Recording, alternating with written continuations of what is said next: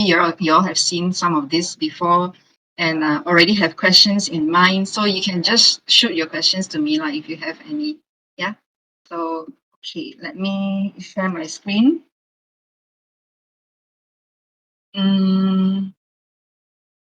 Yep.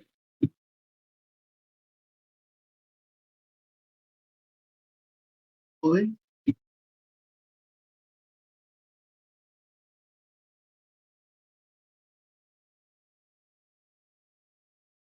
Mm,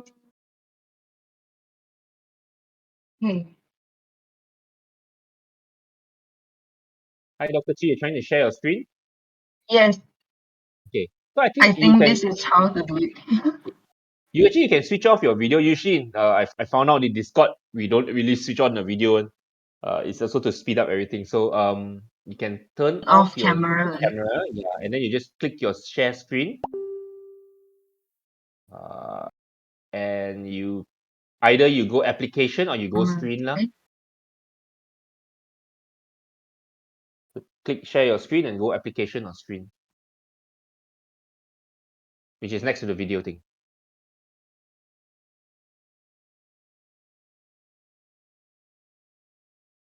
Hello. Hello? Can you see my screen? Yeah, I can. Yeah. Okay. So it's on the building living coastlines for Malaysia slide at the moment. So if you So, don't see that, please let me know. yeah, we can see that. You probably need to share it. I mean, put full screen lah. Ha. So it's now full screen on Uh, my side. yeah, no, we are seeing on the other side. So you probably have to go to display setting and then swap it.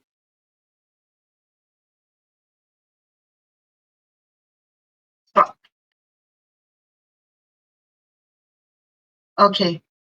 No, we are not seeing it actually. It's blinking back and forth lah. Okay. Instead, are you sharing application or are you sharing screen? I'm sharing screen. Okay. Don't know why is it blinking back and forth though. I think this may be application, not screen, because it's zooming into like the UI toolbars and all just now. Yeah. Okay. Uh, again, because there are two options after you screen share. There's one application and there's another tab called the screen tab. I share screen.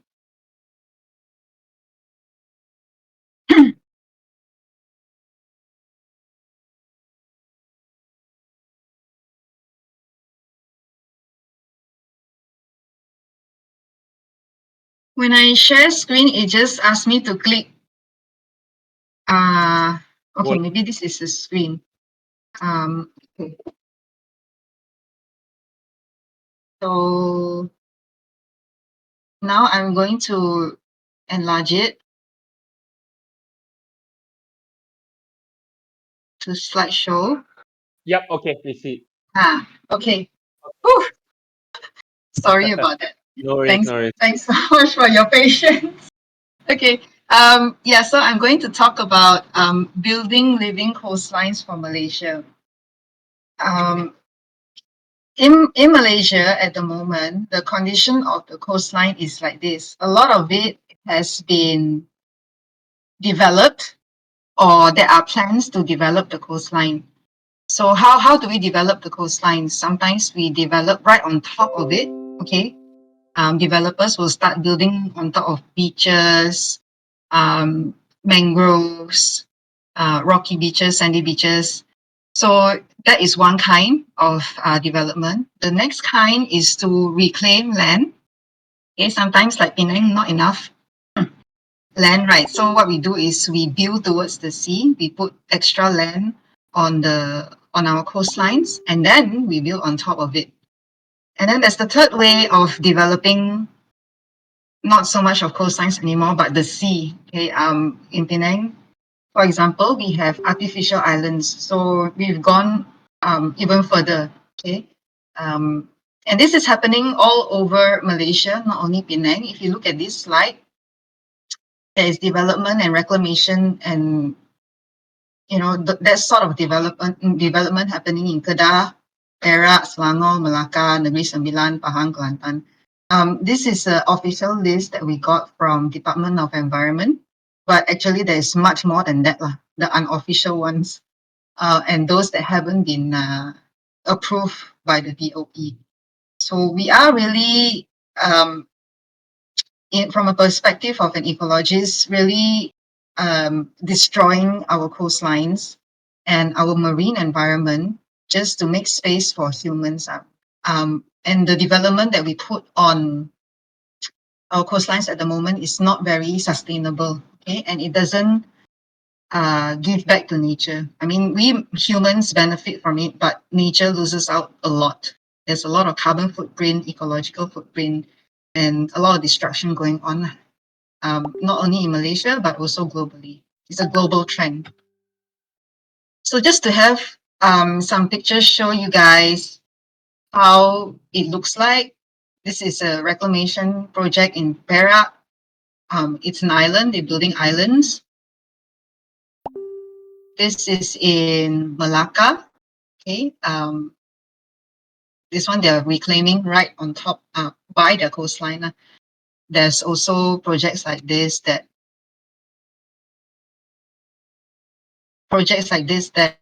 are islands as well. In Pahang, huge development at the Kuantan Waterfront Resort City. In Johor, this is, if you read the news recently, this has been rated like the worst development, one of the worst developments in the world, and it's slowly becoming a white elephant because it's very expensive to do and there's not enough money. Our investments mainly come from China, but the properties on there, not many people can afford to buy, that sort of thing. So yeah, it is just a few days ago been rated the worst development project in the world, one of the worst. Then there's one in Sabah, in Kimanis.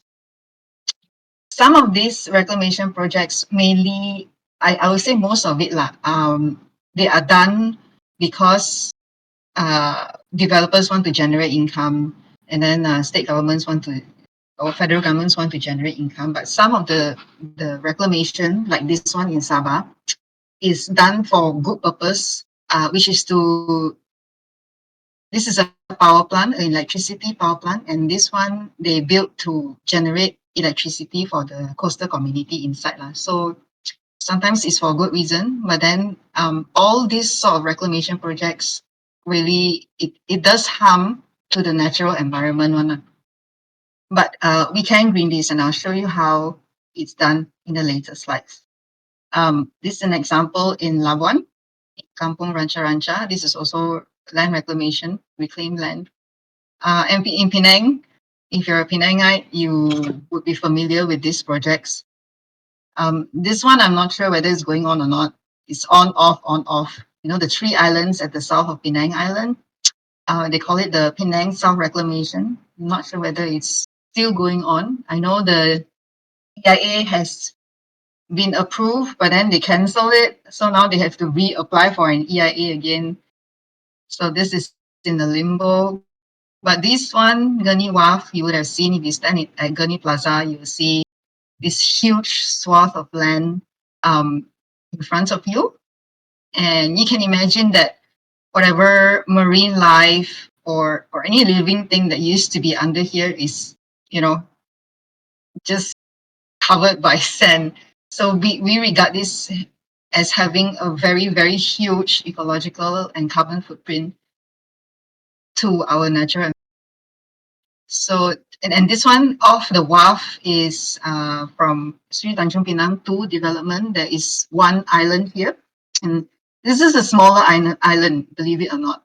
There's going to be a bigger island outside here. They haven't started building it yet. You want to have a closer look, you can go to Straight Ski, somewhere here, and you can stand at, what's the restaurant? Some 100-acre restaurant. You can see the bridge that connects the main island to this artificial one. Further in the south, we have Queen's Waterfront. This is near Queens Bay, also built on reclaimed land. So yeah, this is one of the a map I drew in 2017 for one of the papers that I was writing. This is there already. It says proposed reclamation, but it's there already. This is also there. This is going to be built. This one don't know coming to fruition or not. And this one is also there. And if you can see, if you look closely, the original coastline of Penang looks like this. Okay, the grayer part is original, and people used to say that Penang Island looks, but we are sort of linearing our coastlines. It's becoming squarer and squarer. It's very easy to recognize land reclamation from a map, okay? Because what we build is square one. It is not a natural shape. It comes out like this. This Queen's Waterfront comes out like a square. And mind you, this new development here is on top of already reclaimed land. So most of our east coast of Penang Island is reclaimed. Some of it twice reclaimed. And this is like the third reclamation on top of two previous reclamations. So we're really doing a lot of coastal developments that are harmful to the marine environment. And this is just the island. There's a lot more on the mainland. So essentially, what do we do when we develop our coastlines? So it used to be that our coastlines are lined by these things are called mangroves. That if you all have seen before, mangroves are very unique intertidal ecosystems. What is intertidal? Intertidal is between freshwater and seawater. Okay, they are in between. They cannot grow in freshwater, but some species can. But most of them will need some bit of salinity to grow. And yeah, they are basically found in between intertidal. Yeah, Okay, salinity so means salt water, guys. Just in case. yeah, salt water. Yes, they need some salt water to grow. So yeah, we build. If you look closely, right, you can see that mangrove roots they create a lot of habitat for marine organisms. Their roots itself, is so extensive and complicated, and it is this complexity that creates different kinds of what we call small habitats or microhabitats for marine organisms.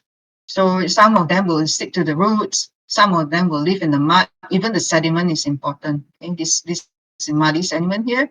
Some of the crabs find habitat inside the mud, some between the roots, some on the trunk. So one tree, right, can provide habitats for a range of organisms, many species. So we say that mangroves have a very high species richness because it's really rich in species. Then we also have like rocky beaches, and if you notice, those kind of rocks that you would find on reclaimed land, very easy. You just go to Straight Ski or Kapau Sting Drive. Okay, you go jogging there, you look out, you see a lot of rocks, right? And those are quarried rocks. They look very different from natural rocks. This here is a natural rock. If you can see, there's it's sort of like weathering from the waves, and it creates this very nice wavy looking rock. Looks like an oyster, a giant clam actually. So all these nooks and crannies, okay, these spaces, and then there's a small tidal pool here. All these unique spaces, it creates habitat for different kinds of organisms, marine organisms. Some like to live in here. Some don't like this space, but like this sort of wet tidal pool place. And the whole surface has enough complexity to give rocky beaches very high species richness as well. Okay. This is taken from the national park in Penang. Okay, Penang has the smallest national park in the world. Very unique. So Penang National Park, we have a lot of nature, very important endemic nature there. So I went out one day just to have a look at the rocks there. I work there lah, actually. So this is outside my office only. So when it's really low tide and all the rocks are exposed along the beach, I just go down and take some pictures, and you can find very nice, colorful corals like this. Dr. Chee, just want to ask, And yes, if you don't mind. Uh, yeah, are there what are the species, right, which are unique to Malaysia that is in danger of getting wiped out due to all this uh, yeah, erosion of natural habitat, yeah, so to speak. yeah. Actually, I would say that all of them are in danger. You can't really pinpoint something that is not endangered. I mean, at the rate development is going on, all of them are in danger. Right. But under the red list, there is a list. Okay. On this beach where I work, for example, there is a very special kind of marine snail that you can only find on our beach, in nowhere else. And No, thankfully, it's in. nowhere else You in the can world. nowhere else. Yes, nowhere else in the world. That's right. Oh my It's goodness. only Okay. that. Right. Yeah. So um, and I'm very sure there's a lot of other marine species like that, whether they're vulnerable or not, like, critically endangered or endangered. There's a lot more of them here. So these are very rare corals. You wouldn't find them. I also don't really tell people where this is because I don't want people to disturb them. Um, but this is not something that you will commonly see. It's rare. Okay. These are sponges. And you can see that, in the nooks and crannies of the rocks, that's where you find them. And if you replace these very unique shaped rocks with a quarried square, no complexity at all kind of rock, which you would, get from quarried rocks, then you won't have these spaces. Okay, you just have a square blank slate of, okay, imagine the wall. If you're sitting in front of a wall, that is what you get, and there is no space for these organisms to live at all. So that's how you lose species richness when we build on top of unique habitats like this. Okay. This is Miami Beach. So the rocks again, they're different sizes, different shapes, very different from rock revetments. So again, what I like to stress is that we are replacing those kind of unique spaces with featureless concrete structures, like seawalls or rock revetments and breakwaters. And this is basically how they look. Just a gray concrete slab with no nooks and crannies, no grooves, no pits, no crevices for marine life to find habitat in. So those structures, these seawalls, rock revetments, and breakwaters, they do protect people and property. That's what they're built for. But it gives nothing back to conservation nor biodiversity. So this is a win here, but it's a very big lose right here. Okay. Um, so what I do is I try to return nature back to built environments, those seawalls, rock revetments, and breakwaters. So the concept is fairly similar. Actually, it's analogous to a green wall that you would see on land. Okay, so on land, this is very much advanced already. Like you see people building green walls outdoors, indoors. This is Singapore International Airport. They try to green, um, those structures that are constructed by humans. But then, how do we do this in the sea, right? So this is fairly new. Okay, not to say very new, maybe in like the past decade, this has been worked on more and more. But the one on land is much more advanced. So we do something called nature-based solutions. And this is the definition of nature-based solutions. It is actions to protect, sustainably manage, and restore natural or modified ecosystems that address societal challenges effectively and adaptively, simultaneously providing human well-being and biodiversity benefits. So the keywords are actually here. It provides space for humans and also biodiversity, not just for humans, because that's what we've been doing so far, and that's not really been benefiting really our human well-being and also the natural environment. So nature-based solutions in the marine environment consists of 4 approaches, okay? And they are entirely natural. Later, I will show you all something that is hybrid, part natural, part artificial, and something that is entirely artificial also got. There are 3 different kinds of approaches. We call this the soft approach, then there's a hybrid approach, then there's a hard approach. So in the soft approach, there's seagrass meadows, coral reefs, shellfish reefs, and mangroves. Okay. So what we are trying to do in nature-based solutions is to return sort of like return nature into built environments. And this has been carried out in like seagrass beds. They have been carried out in Scotland, in Australia, okay, UK. That's where seagrass as nature-based solutions has been carried out more actively. And when we plant seagrass in on our coastline, it can actually function as a seawall or breakwater. So why do we build seawalls and breakwaters? We want to stop erosion. We want to attenuate waves, stop the waves when they come in, right? So that the people and property behind it can be protected. But now there is this movement, sort of a movement or paradigm shift that uses nature to do that instead. So research has been carried out, and they find that seagrass beds can actually dissipate waves by 30%. Okay, so they dissipate 30% of wave energy over 39 meters. So you need to have um, at least 39 meters to dissipate 30% of the wave energy. So and also by having planting seagrass there, having vegetated environments there, you also provide habitat for marine life, and it also controls erosion.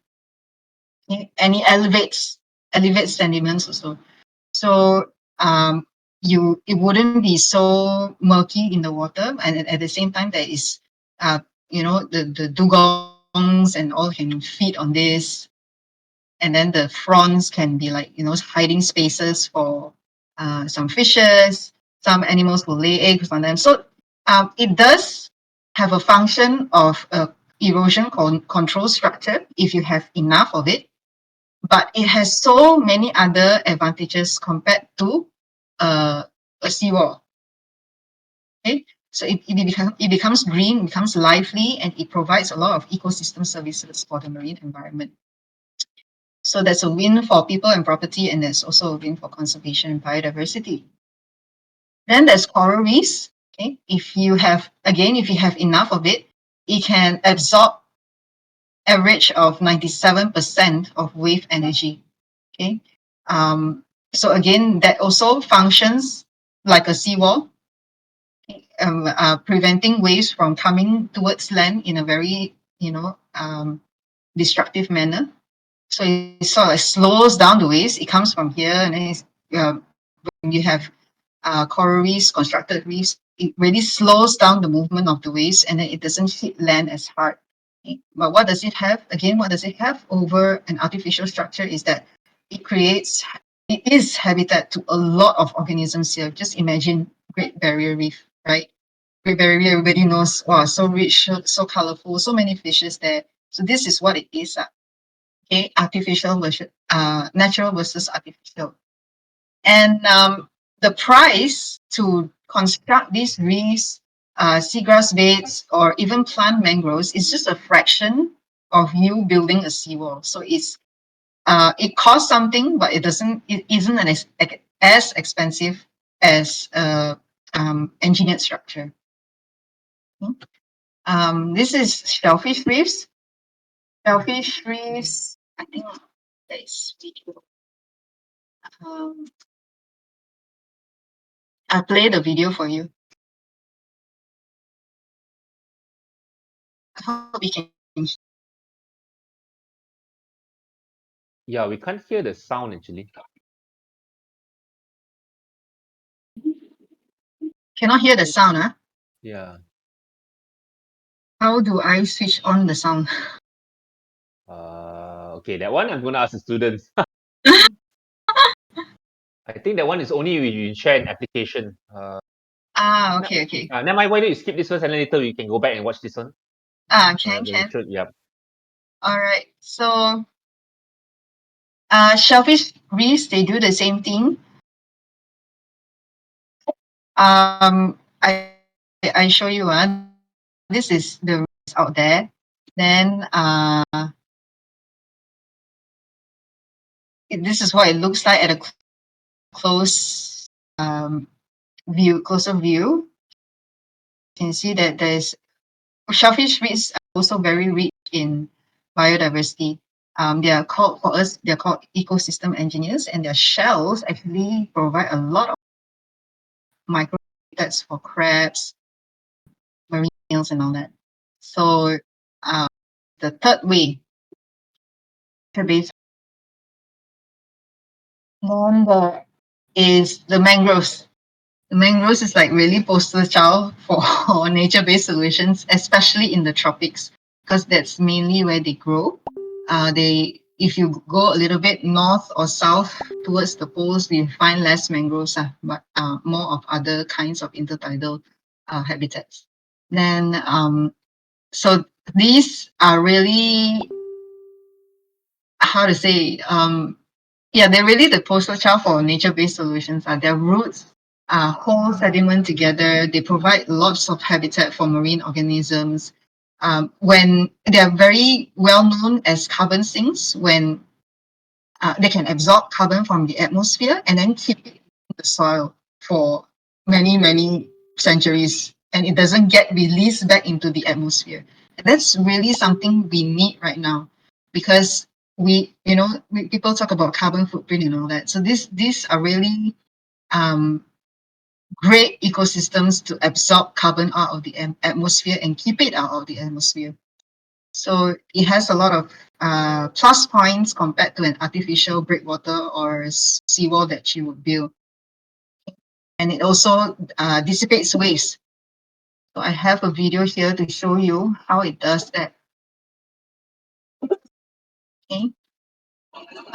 Um, so this is a patch of mangroves. This is waves coming in from the sea. So having mangroves there, it can really absorb the wave energy and stop, um, you know, disaster like tsunami and all that. If you all remember the tsunami that in 2004, a lot of the energy was absorbed on the west coast of Penang Island, where all the mangroves are. So there was very minimal destruction there, even though the waves of the tsunami from Indonesia was coming in from there, but there was minimal destruction there because we had a really good stretch of mangroves there. The mangroves were destroyed, but the people and property were mainly protected. Now, where was the destruction in that tsunami? Do you know?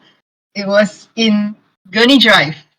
Okay, if you've seen pictures, if you look back, maybe later you all can Google. If you look back, the destruction was mainly in Gurney Drive.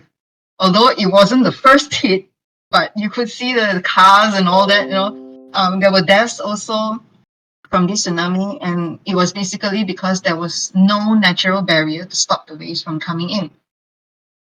Okay, this here is something that you all might find useful when you all create the game. If you all wanted to see how the different prices, okay, how much it costs if you wanted to build coral reefs instead of a seawall, or have a seagrass meadow instead of a breakwater. So these are the different costs, the restoration costs, as opposed to, oh, there's no comparison here, but it shows you how much each of them costs. So you might find this useful later on.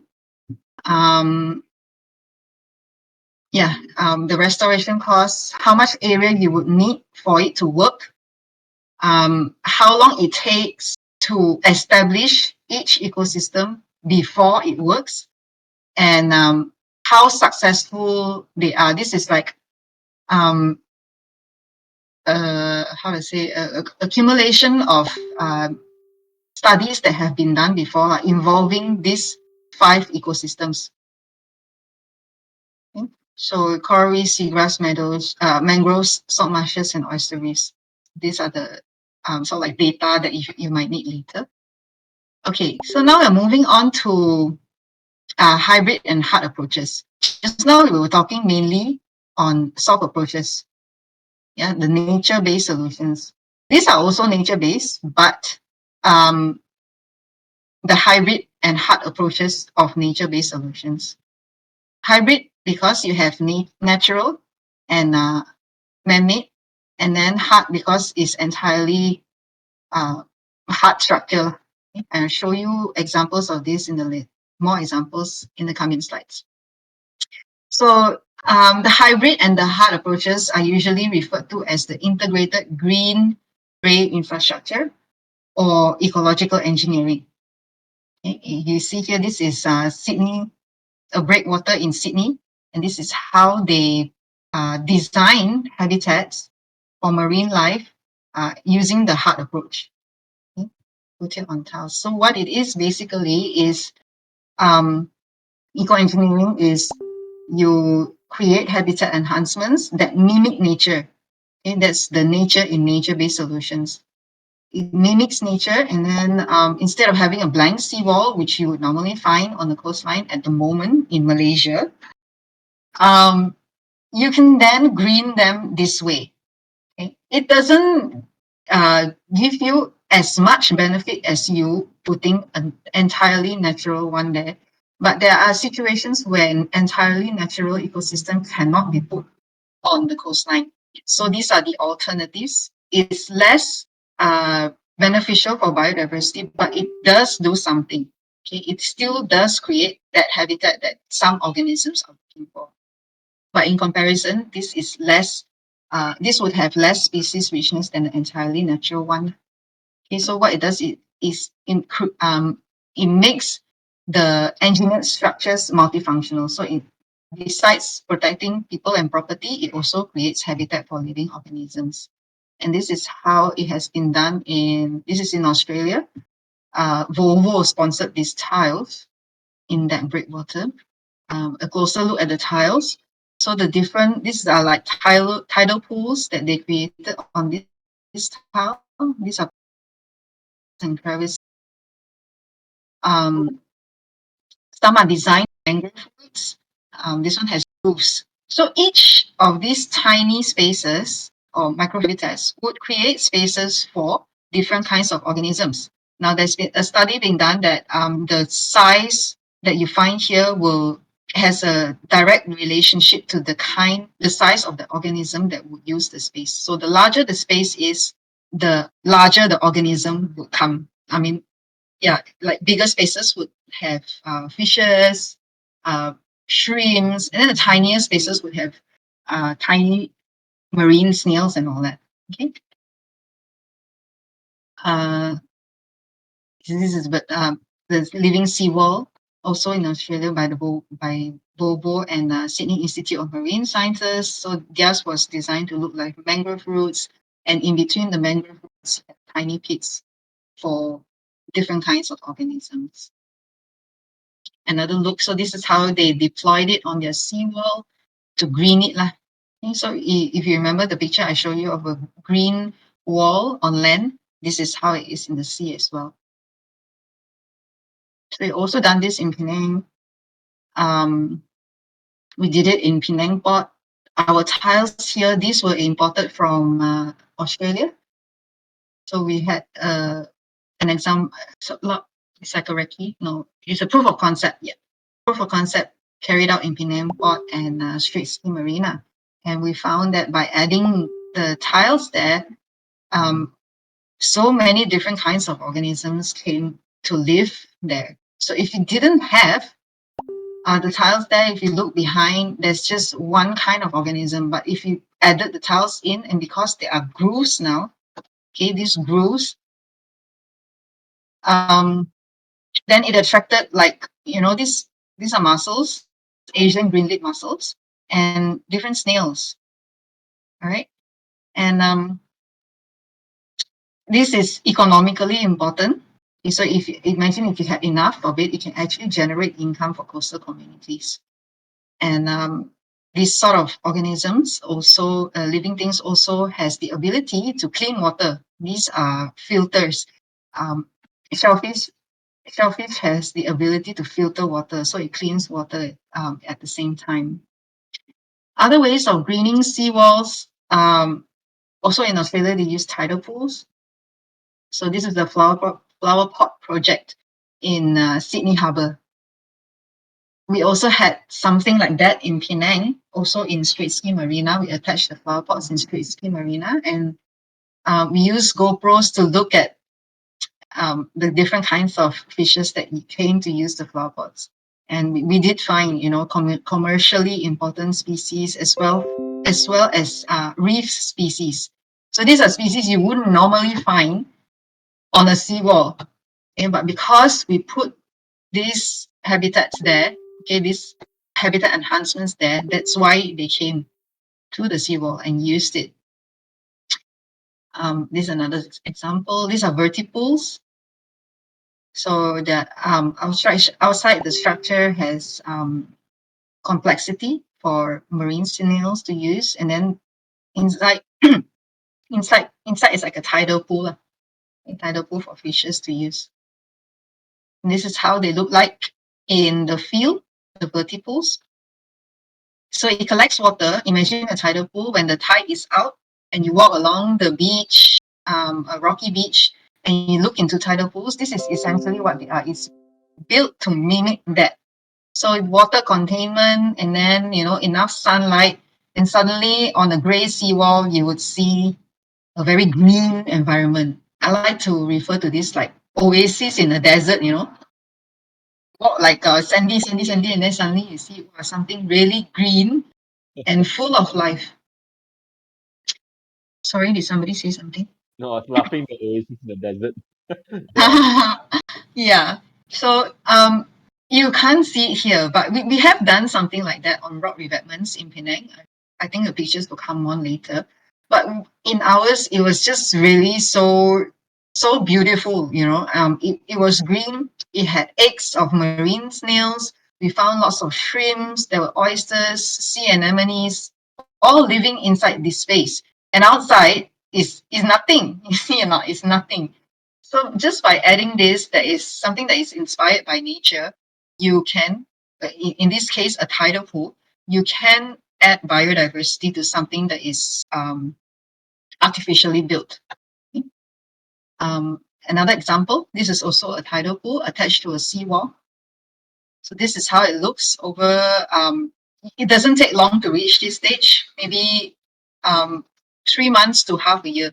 Okay, it will reach this stage already. It's just full of seagrass. This one's full of seaweed. And it can be this small size, or it can be really huge fascias along the coastline. Like you see our pots, right? You can actually, instead of having this blank wall, just create some kind of, okay, not some kind, actually it takes a lot of research to tell what kind. And in this case, it's this groove kind of thing that they created. And they found out that this sort of texture would encourage the food of salmon to grow on them. And because there's the food of salmon, it attracts the salmon. And so this space becomes like, a hangout for salmon. Yeah. And this is what it looks like after that. You have fishes. This is a blenny, some snails, and then sponges. It becomes really green. Okay. This is another way of greening rock revetments. Yeah, greening on rock revetments. So instead of having that quarried rock that I was talking about, okay, the quarried rock is not so pretty lah. This is created as a control to this experiment. Okay, just to compare if you didn't have a complexity and you had a complexity. So quarried rocks generally look like this. They have a little bit more complexity, but not much. So if you had this sort of grows there and pools there, there'll be other things that come to live on it. Okay, you attract the green. Once you attract the green, other things will come. And if this space become really oxygen rich, if it's oxygen rich, is basically rich in life also, marine life. So it can be as big as this in tidal pools. Okay, before and after. Now it's gotten a little bit more advanced in Israel. This is a company in Israel very active in doing ecological engineering, and they projects everywhere around the world right now. As long as you have the money to pay for it, they will make it for you. So they've designed this to break waves. Can you imagine the waves coming in and then just being dispersed by these rocks? But instead of just having a blank surface, if you look closely inside, there is lots of habitat for organisms to live in. You see the structures and the complexity inside. This is our drill called rock pools in Penang Island. That's my student doing monitoring the rock pools that we drill on there. So we have them in Kapau Sing Drive as well. And just look at these photos and you will know by the simple act of creating a tidal pool how much more biodiversity it would have compared to the outside of the tidal pool. Okay. So outside you have barnacles, all of them. And very little of anything else. Okay, all barnacles. But inside, these are zebra anemone. You have, what else do you have? There's a lot of shrimp inside there, but you can't see. It's there. Oysters use the pools as well. And the depth of the pool affects what lives in it. Some of them like to stay inside in deep pools. Some of them, oysters in particular,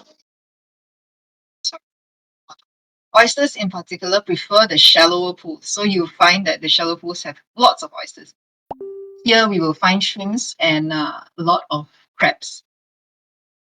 Other things that we find in the pools, lots of green algae. This is the anemones when they are in bloom.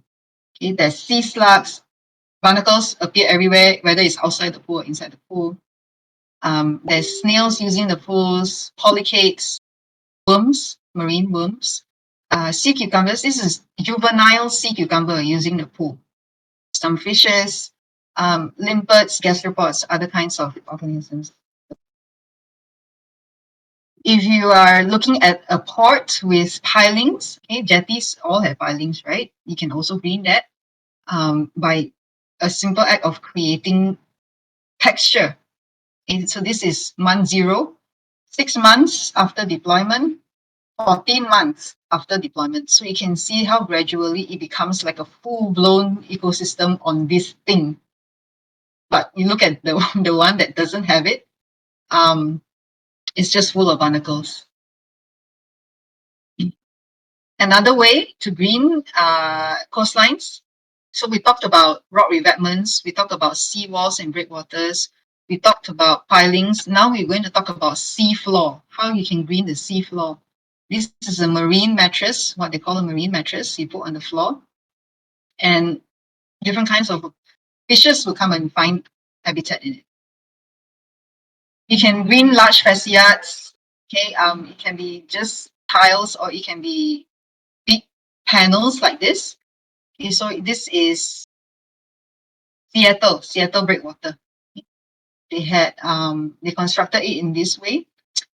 This is where their panels are really huge ones. Okay, and then they constructed the walkway to have light penetration, and because of that, these panels become really green. Besides providing habitat for organisms. Yeah, this is their designs. Okay. So the kind of design that you put up here really depends on what organisms are native to your environment. So you can't design something that is suitable for the tropics and then put it in a temperate country. It won't work. So the first thing really to do ecological engineering is to study the ecology of the area. Once you're familiar with the kind of organisms that you would find in the water there, then you would know what sort of designs to create to encourage those kind of species to live there. Yeah, cross section of Seattle breakwater, their promenade, and how marine organisms are attracted to it. Okay, I think that the last few slides already. This talks about what is the advantages of having nature-based solutions and IGGI. So first and foremost, it promotes conservation and increases biodiversity. It promotes green and blue-green infrastructure. So this is where the whole world is heading towards right now. Everything needs to be environmentally friendly, needs to be green. You know, you get plus points if developments are green. All developers need to tick this box. It needs to have some kind of green element in it. So MBS and IGGI gives you that. It makes coastal infrastructure multifunctional, protects humans and property, and also provides space for biodiversity. It makes it look nicer sometimes. Okay, if you look at the Sydney breakwater, instead of having a blank wall, it's sort of like an art piece right in the middle of the sea. Okay, sometimes these habitat panels are created from eco material. Okay, and that helps with circular economy. Means the waste that come from construction or food, for example, seashells. Okay, you eat lala, siham, oyster. Okay, where do the shells go? It's just thrown in Penang. It's thrown on the road. To do what I'm not sure. Like it's just thrown on the road in Juru there. You see the road all covered with seashell. Um, yeah, so you can actually use these seashells, and this is what my lab is doing right now. Use these seashells and turn it into something that is more useful. You know, for this sort of application, it can be done. So it actually turns trash treasure, and above everything, combat climate change. Okay. These panels essentially they can become carbon sinks by themselves. Once you have green life grow on it, green life, you know what they do, right? They absorb carbon, produce oxygen. So that's and if you put something entirely natural, you put a mangrove there, it's even better, right? It basically absorbs all the carbon dioxide, and that's how it combats climate change. They can also be used as tools for education, okay, to promote STEM to the younger generation. These are some of the benefits to developers. This is basically a slide that I created when I talk to developers. Okay, so I tell them that the cost is actually minimal compared to you constructing a gray wall there. Okay, and whatever additional cost that is incurred from this can be divided through the sale of the property, right? If you imagine that people buy the property, right, and then you divide the cost through, it's like it becomes really nothing, you know. Increases the value of the property. People are looking for this right now. And it can be tax exempted if you do something green. On a larger scale, it meets green agendas. In Penang, we have this agenda called the Penang Green Agenda, and it meets this, making Penang greener, more sustainable. Nationwide, it meets this. Okay, environment and biodiversity (STIE) with precision biodiversity and innovative eco products from waste. It also meets international goals like the UN SDG. Okay, now is the decade of ocean science for sustainable development and the decade on ecosystem restoration. This is what MBS and IGGI does. These are some inventions from the lab right now. So I told you just now how we use shells and waste from construction industry and a little bit of concrete still, but we're trying to phase this out. So we're trying to turn the waste into something that is useful for this application. This is how it supports circular economy while being low in carbon footprint. Some designs that my students come up with for their own habitat enhancements. Yeah, that is all. That's all of my slides. Awesome. Thank you so much, Dr. Chee. Yeah. So Welcome. uh, I'm going to open the floor. I mean, the students, I don't know whether you guys are half awake or half asleep. or yeah, the problem in morning classes, they do that to me also sometimes. Huh? Oh, okay. Yeah, I totally understand. Or you all can say, no, we pay attention one. Any questions you all Yeah. might have? But it's a very interesting, very, very interesting presentation. Yeah, so like I mentioned, both when Shen, myself, and the rest of the lecturers heard about this, is we were actually quite excited about this. So much things we didn't know about and learned new things. Mm-hmm. Um, yeah, so students, there is an opportunity here. So what I'm going to say is there are two things can happen. Yeah, so uh, FYP, you can still continue with your project, but you put a very strong content based on what Dr. T has shared with us lah. Yeah. So as you see in the chat, I actually shared some games. Yeah. Even like for example, if I choose the Little Big Planet series, yeah, it's a game, all right. But there is they teach a little bit on logic, problem solving. You've got games like Plasticity, which talks about waste management. Beyond Blue, which talks about ecological education, so on and so forth. So your game, you are not straying away from casual games or strategy games or any type of other games, management games. It's just that your topic is very based on that. So that's number one. Number two, of course, because this will be something that you are doing as cross collaboration between universities. It gives you an opportunity to, for us, number one, to apply for some funding. Yeah. So when I mean apply for funding, that means um, if you are working on your FYP, it'll be FYP 1 and 2, uh, and the potential that we can see this game being put on Steam. Yeah. So uh, if we got a grant for it, if we got enough grants for it, you can actually get a little bit of money as you work on the game. All right. So we'll be paying you all to work on the game, to develop. Uh, I also look at it from a long-term commercialized value as well. So I explained to some of you students, your previous seniors have been involved in commercialized projects where we put on Steam, yeah, and there is an opportunity for you to also earn a little bit there. But the reality is to actually complete a game uh, that is being published, okay, and games like this is very has a very big potential to go into competitions. Yeah, so working on a project like this would actually allow you a lot of visibility.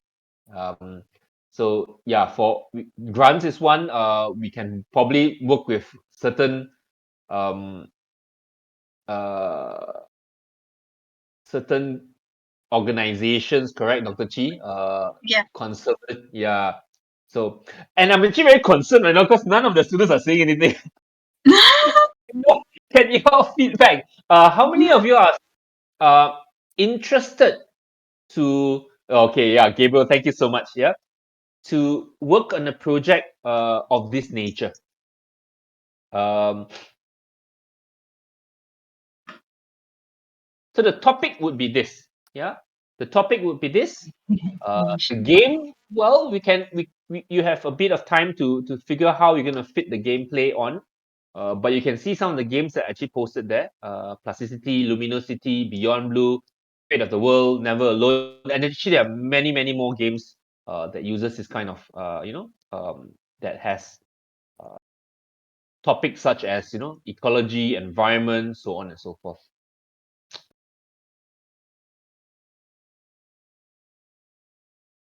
Yeah, another one would be Wilderverse. It's something like Pokemon Go of wildlife. Yeah, Wilderverse is one. There's this game called Flower as well. It's a quite an interesting game. Yeah, Flower is um yeah, I don't know whether you've played the game. It's called Flower. It's by that game company. It's on Steam. It's on PS4 and iOS. Yeah. Equation, which is actually that one's a bit more education game. There's another game called Eco by Strange Loop Games. Yeah. So there's a lot of games that has this kind of messaging lah. All right. So Gabriel, Mm. quite possibly Gabriel, maybe you want to ask around and see whether anybody who are willing to form a team for FYP based on this lah.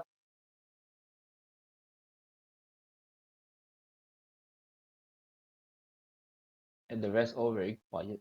Yeah, Yonglian, yeah. Caleb, Alexis, are you there, Alex? Yeah, you got some questions? Okay, please ask on any questions. Yeah, yeah. Okay, hi. I, I really have like questions about the project itself. Okay. So for starters, like I don't understand who exactly is in charge of the project, like who has the final say when it comes to what we're deciding to do. Is it like us, the students, or will it be like Mr. Shern? No, I mean at the end of the day, it's similar to FYP. All right. Your FYP, when you propose your FYP project, and the lecturers do have a certain say onto certain things what you can do and what you should and what you shouldn't do lah. It's more of not what is advised. I mean, um, uh, some students may come up with a gameplay which you say, hey, are you sure you guys want to do that? You know. But Mm, in terms of topics, in terms of this, um, uh, I think for accuracy purposes, I think you have to work quite closely with Dr. Chee on this lah. Yeah, okay. which is quite good because then you can consider this as an industry ish project. Yeah, which you have a client. So there Yeah. are some creative freedoms. I mean, you will have some creative freedoms. The lecturers are there to mentor you guys. No different than any FYP projects.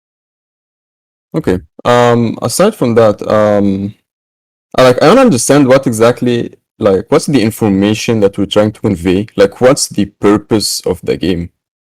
Okay. Because if you when you gave Spore as an example, Spore doesn't really teach you about things. Like it Correct. There's two types of games which I listed. One is called a very passive information. mm, The first few like Little Big Planet, Portal, Elo, Spore, Democracy. These are actually very passive. You're playing the game and the information comes on in the game. Yeah. Little Big Planet talks about even Angry Birds. You can actually talk about a little bit on trigonometry. Yeah. The active games one are things like plasticity, luminosity, beyond blue. To a certain extent, I think quite possibly democracy series and civilization as well. So the information is uh, part and required for the completion or the win status of the game. Yeah, for example, civilization, you need to understand how to build what civilization, what sort of your advancement path to go in order to win the game. And as you play often enough, you sort of know what is the advancement path. So it's a necessary item to win the game. Yeah. So there are two types. One is called the passive, and one is called the active. okay. Um, And we can go for either type. I think you can go for either type, but I think you should try to strive for more of the active type lah. Mm, Yeah. Where quite possibly, if you were to talk about, for example, yeah, you could do something called a coastline manager game. Yeah. Maybe not a coastline manager. You could do a game where you're supposed to build a city by the coast, and you're supposed to, there are different scenarios, for example, and every time you're supposed to protect it against certain things, like certain waves that come, different types of waves, and and as a byproduct, you learn a little bit about that, a little bit of this kind of things. That could be one example. Mhm. And Mr. Shen spoke about a game that maybe uh, I don't know, you're supposed to increase your uh, ecological footprint, different various ways of it, and it's a coastline and everything, and you have to deal with tourists, you have to do so. It's like a little management game where you have to build up, uh, you have to have a delicate balance of conserving the environment, but also creating a profit and everything like that. So yeah, I mean it's various sort of things that you can think of. Once you get a team together, we can sit down and I think Mr. Shen would like to actually would like to mentor this particular team. Yeah. Okay. And we see how it goes lah. Yeah. Um, Another thing, like from what I get, it's just like us students from KDU, right? Or like, will we be Yes. working with No. other people? No. Okay. Only this team here Okay. for your FYP one. Okay. How many people like do we need to for the project to actually start? How many people? Well, how many people do you need for FYP team? You need to have at least an artist, and a programmer, and a designer lah. Okay. Yep. So quite possibly, if you want to go, if you guys how to say, confident enough, it can be 3 people, Yeah, I it can mean, be 5 people, it can be 11 people. That's entirely up to you, depending on the scope. okay. Depending on the scope, yeah.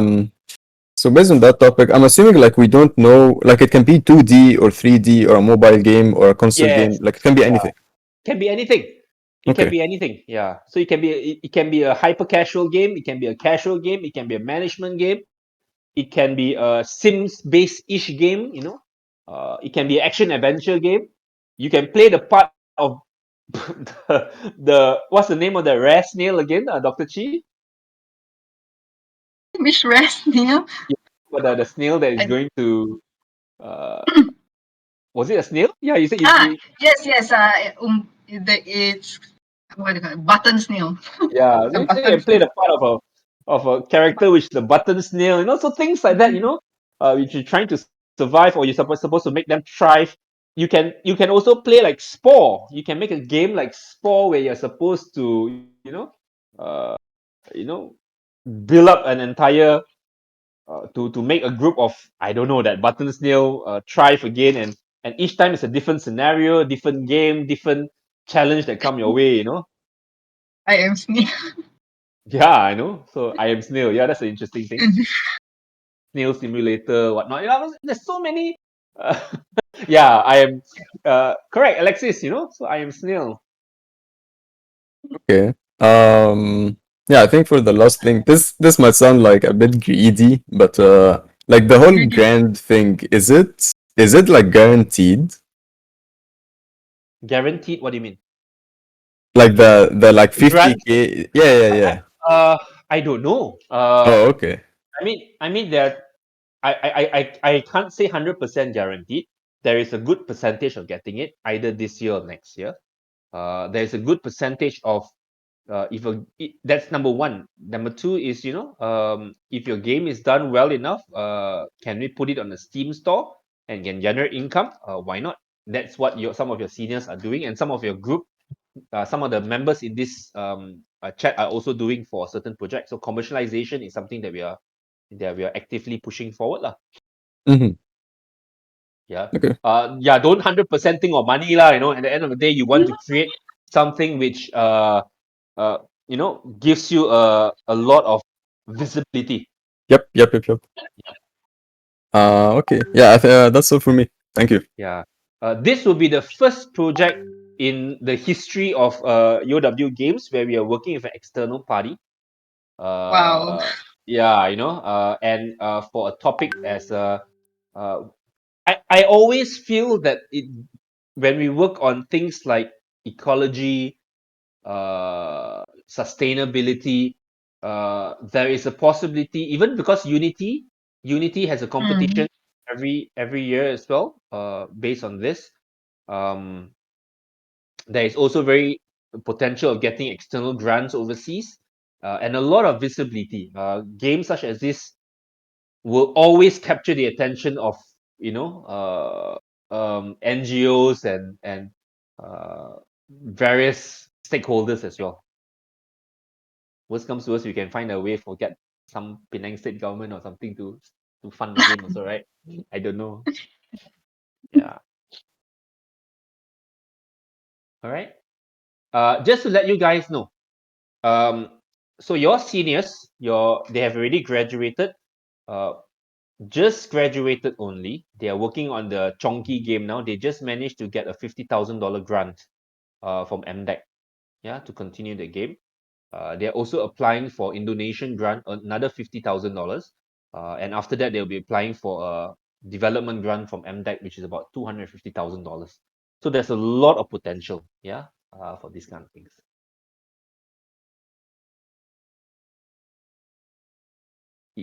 Silence suddenly. Nora, any questions? Yeah, I see. Okay. Yeah. So Joshua, are you there, Joshua? Yep. Yeah. So Joshua, Jonathan, are you guys game for this? I'm still considering. Okay. What are the questions you'd like to ask? I'm struggling to formulate stuff right now. Sorry, I haven't slept. Okay. Okay. All right. Yep. So yeah, what we can do is I will follow up with you guys as well, and if you guys are interested, maybe you'll get some like-minded people, and you just say form a team lah, and I think the most important is to form a team. I think all of y'all, if you're interested in working on something like this, but have no idea what, yeah, okay, Michael asked how the gameplay will look and everything. That one is secondary lah. Okay, yeah, Michael, ask away. My question is, would someone like supervise us, like to make sure that our game is like factually accurate or something like that? Yeah, so there'll be two. You will have Shen, mentoring you from a game design point of view, and Dr. Chee will also help you all from from an accuracy point of view. Like, I mean, you don't want to create a game where suddenly comes in and say, "What, everything wrong one." Yeah. I also have quest. Yeah. Yeah, so the whole point and purpose of this game is this. I think Dr. Chi, correct me if I'm wrong.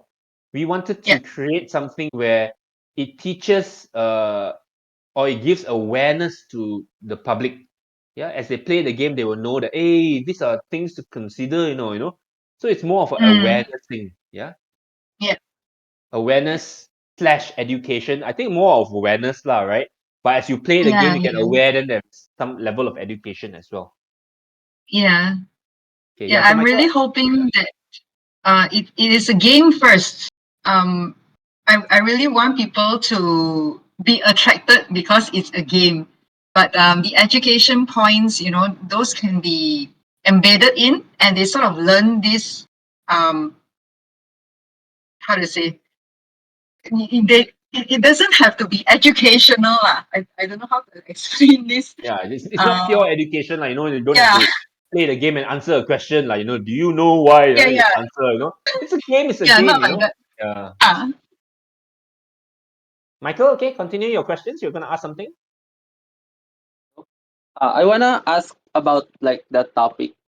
The way I understood it, the greening thing, it has a lot of advantages, and it's not expensive.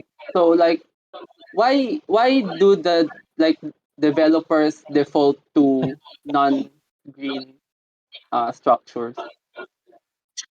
yeah, this is something that the green nature-based solutions and IGGI hasn't been out there as long as other conventional methods that the engineers normally use. And IGGI and MBS actually, they take some time. If you remember the slide that I show you, it takes some time for them to to grow. Yes, it's living things, right? If using the entirely natural approach, it's living things. It takes some time for them to grow to achieve their sort of potential. So it's not immediate, okay? And this is not something that the developers like. Developers like immediate, for sure it will work, that kind of thing. And they also like familiarity, and familiarity is reverting back to the concrete structures that they have built all this while and ensured to work. So that is why that they keep going back to traditional methods of doing things. And Yeah, actually but it's money very also, right? deleterious. Money, yeah, nature-based solutions can be cheaper, as I shared. Right. I think why they keep reverting back is because of familiarity, yeah. And Okay. that it's immediate. The effect is immediate. Yeah. Yeah. And sometimes it's also due to people pressuring them, right? There's not enough people pressuring them on that as well, right? There is no Yes. incentives and everything. Yeah. Yes, that's right. Yeah, that's another reason. Not enough pressure. Yeah. So sometimes when you have enough of the public who actually uh Yeah. lobby on this, and that's where the game comes Yes. in. I mean, at the end of the day, you want the awareness Mm, to come in. Yeah. yes. Yeah. I feel. Yeah, this is why I approach people outside of my field, because I feel that maybe we scientists aren't communicating in the best way that people would listen. And I feel like this way of educating, like using games, might work better than us having lectures and all that lah. Yeah. So hopefully, this will generate some kind of appreciation for the environment around us and minimize the destruction, or at least do it sustainably. Hmm. Yeah, I hope that answered the question. Borderlands. Yeah, I mean, you can do that Borderlands 3 with sciencey stuff. At the end of the day, because you look at games, right? Games, when you compare with, for example, you come out with some videos, you come out with some websites, you come out with some posters. The reach is very limited. Yeah. Um, Games, well, and basically content nowadays has the potential to reach a lot of people. And we're talking about 100 over 1,000. We're talking about half a million, Yeah, that that's sort of right. thing. Oh, Yeah. Yeah, I mean, yeah, things like that. So interesting. And that's the a lot of people are using it. There's some games. There's one game also. I can't remember what's the name of the game, where it's like a hacking sort of game.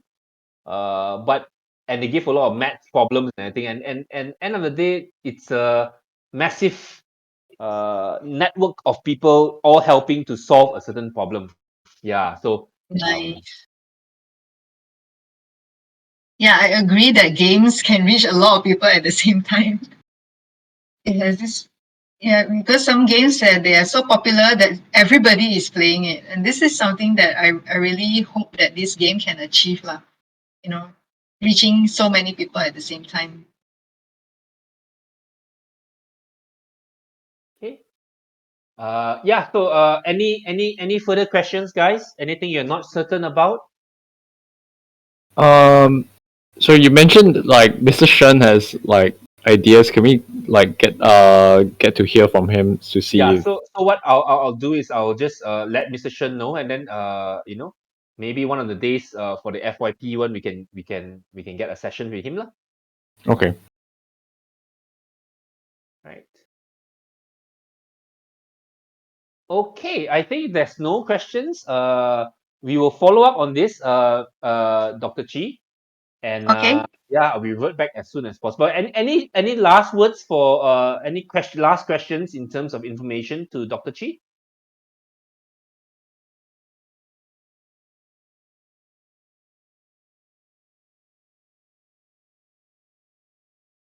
If not, then yeah, I don't know where you're typing.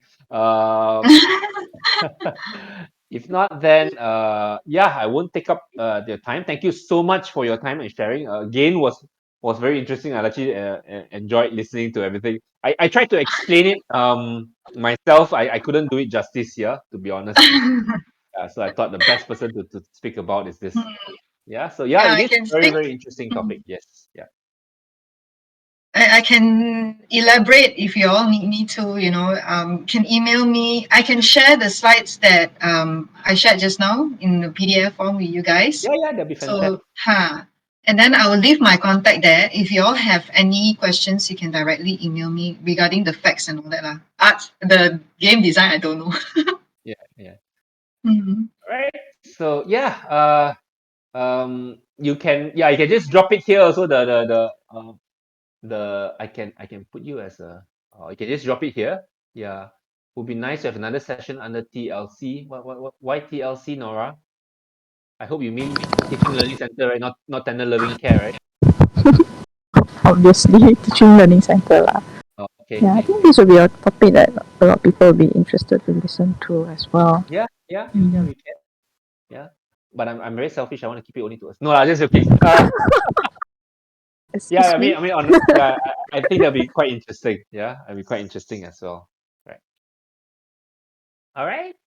I mean, this is a pilot. And if it really picks up, I think Dr. Chee, we can probably give this topic to the next batch, and can always have a Mm. couple of games being running at the same time on this kind of Yep. thing. Yeah. Sounds good. Yep. All right. If there's All nothing, right. then thank you so much, Dr. Chee, for your time. I'll You're keep you welcome. posted. Yeah. Thanks, guys. Thanks for your attention. Thank you very much. Thank you. Okay. Cheers. Bye. How do I leave this thing? Oh, okay. There is a